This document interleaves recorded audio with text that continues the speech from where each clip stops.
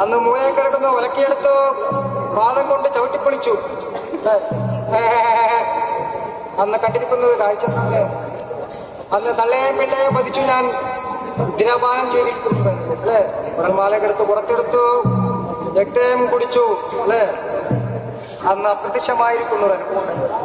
അന്ന് ആണ്ടുകൾ അനേകം കഴിഞ്ഞു പോന്നിരിക്കുന്നൊരു നാളുകളായി. അന്ന് എന്നെ തേടി അലഞ്ഞു തിരിഞ്ഞ് എന്റെ മരണമായിട്ട് നടന്നു പോന്നിരിക്കുന്ന വേളയെങ്കിൽ അന്ന് എന്റെ കുളക്കടവിൽ അല്ലെ. അന്ന് കുളക്കടവിൽ ഞാനന്ന് എന്റെ കാർക്കൂന്തൽ തലവടിക്കൊണ്ടിരിക്കുന്ന വേളയെ